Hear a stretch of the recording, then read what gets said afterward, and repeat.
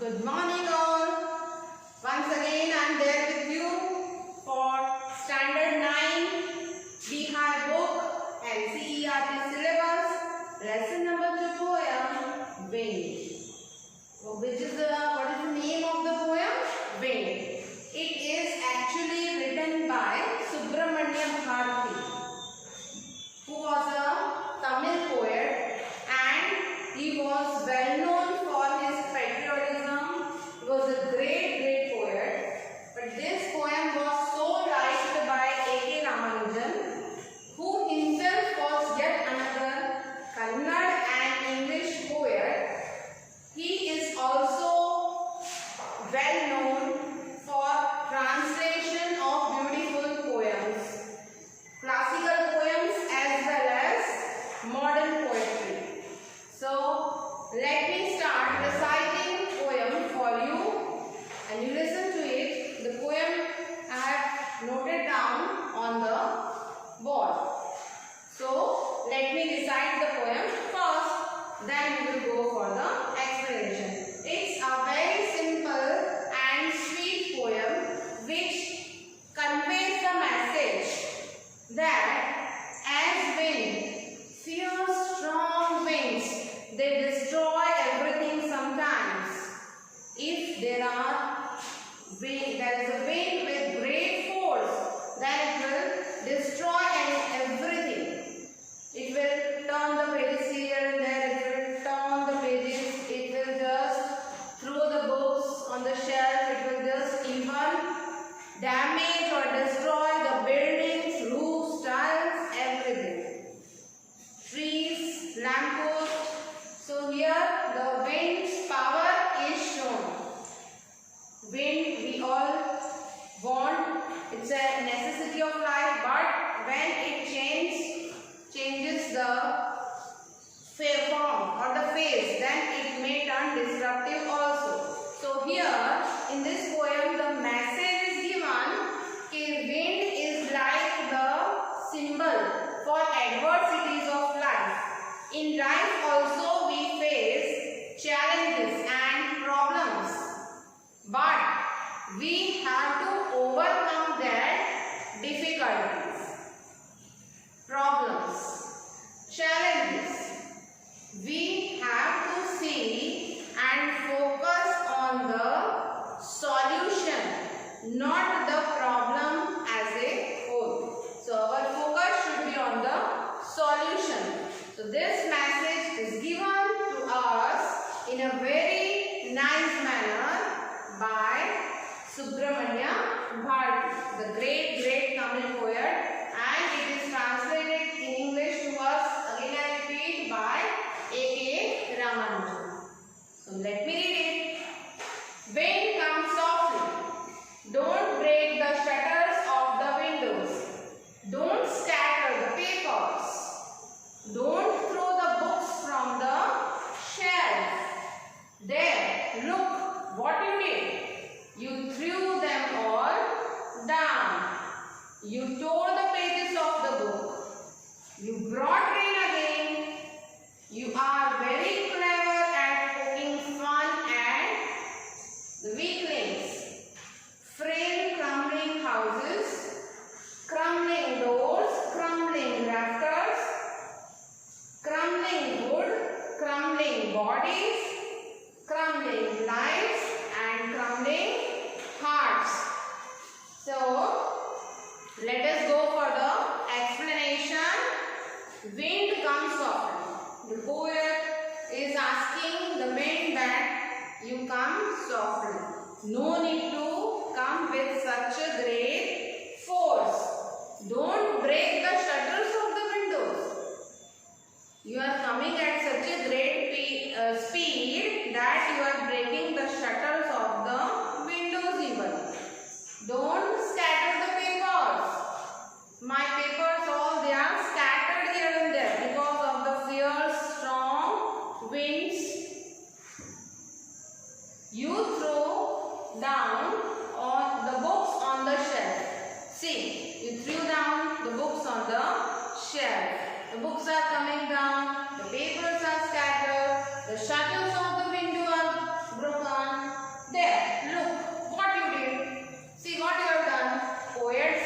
the wind. That look what all disturbance, destruction you have done. Poet seems to be angry with the wind. You tore the pages of the book. Even the force of the wind tears the pages from the book. You brought rain again. Now after this fierce storm winds, rain is there again. Again there is a rainfall. You are very clever at poking fun at the weaklings. Poet is complaining to the wind that you are very strong. So you are showing your power to the weaklings. Weaklings means those who are weak. Weaklings, those who are not physically strong or weak.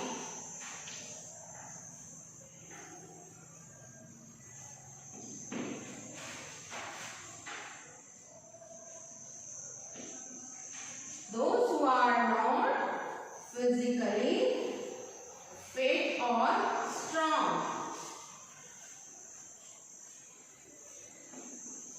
Whether it may be things or a person. You are very clever at poking fun at weaklings. Frail, crumbling houses, crumbling doors, crumbling rafters. Frail. Again, frail means weak.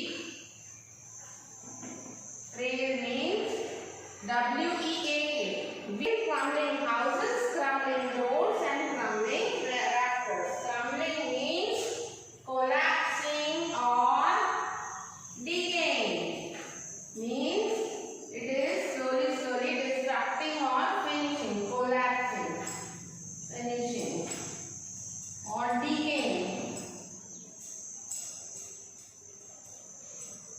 Then frail, crumbling houses. Houses are becoming weak, they are destroying, they are collapsing, they are destructing. Crumbling doors along with the houses. Crumbling rafters. Rafters means sloping roof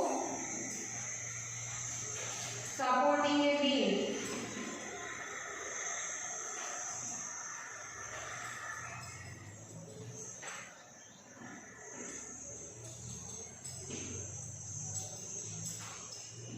Okay, then crumbling wood, crumbling bodies, crumbling lives.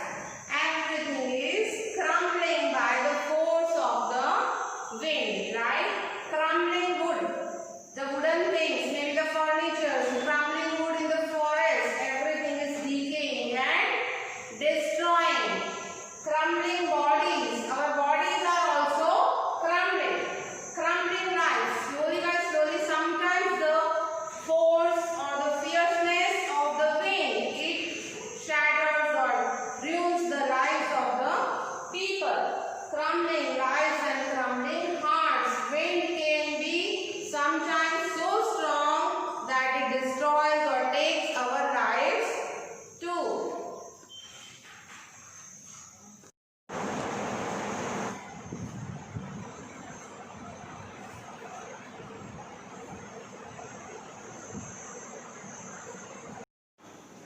The wind god winnows and crushes them all. He won't do what you tell him. So come, let's build strong homes. Wind god winnows.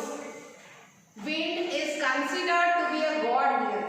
Vayu Devta, Pavan Devta, winnows.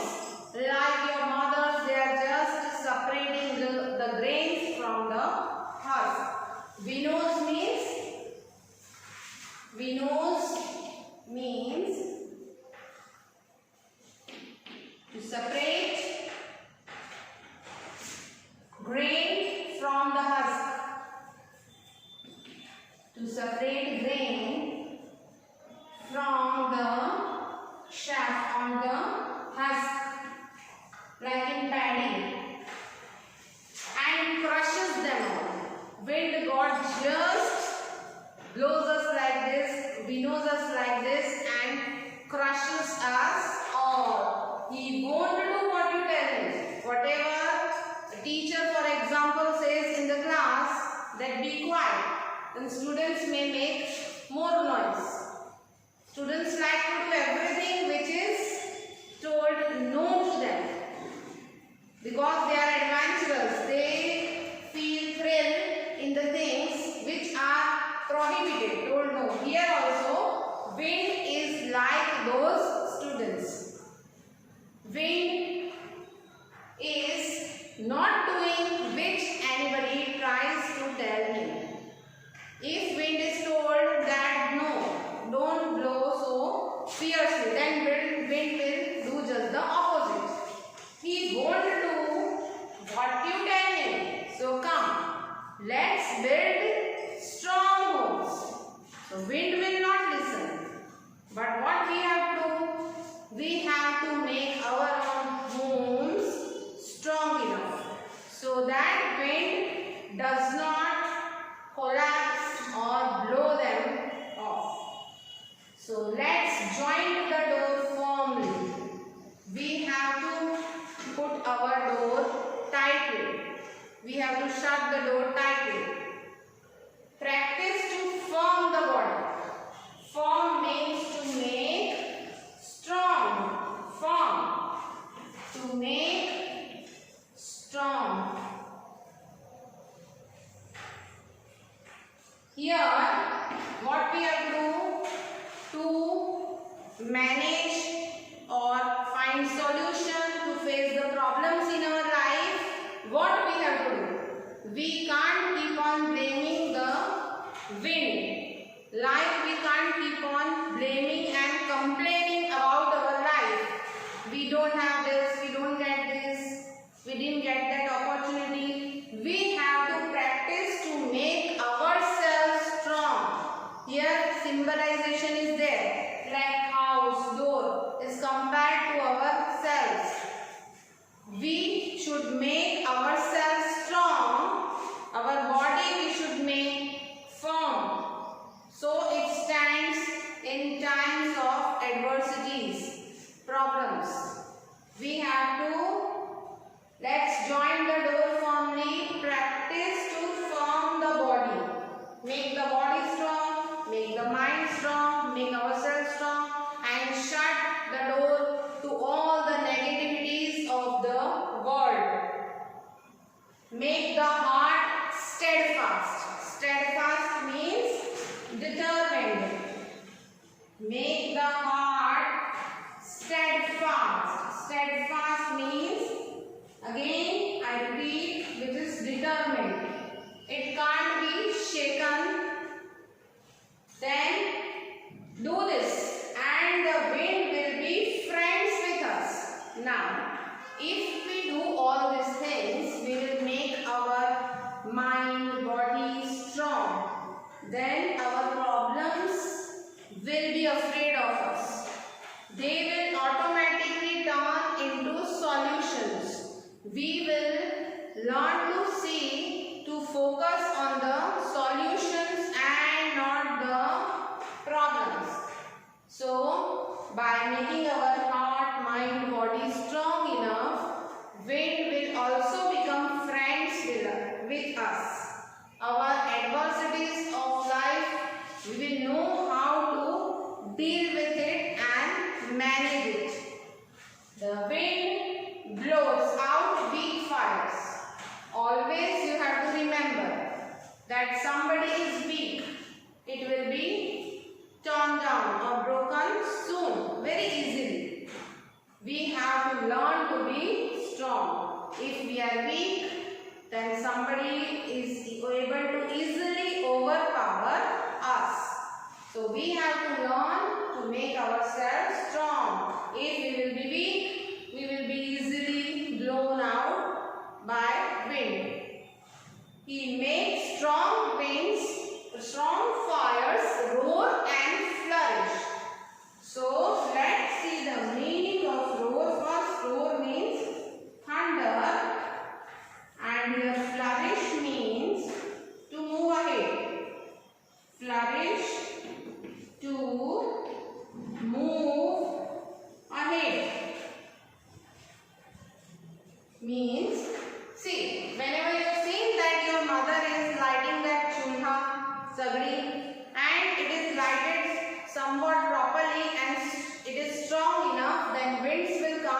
then fire will turn out to be big. But the fire is weak, then it will die or exhaust soon. So the winds are supporting the strong fires. They flourish the strong fires. They take the fires ahead, flourish and roar, that is thunder. His friendship is good. We praise him every day.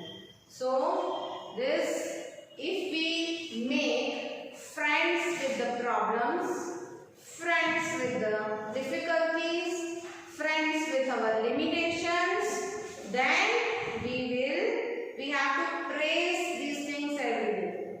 If we try to run away from these things, those type of things will be at the back of us. But if we stop and face it with proper determination and full confidence, then we can win our lives. Then we can easily live our lives. So, I hope you must have easily understood this poem, Wind. So, once again, I would like to take leave of you.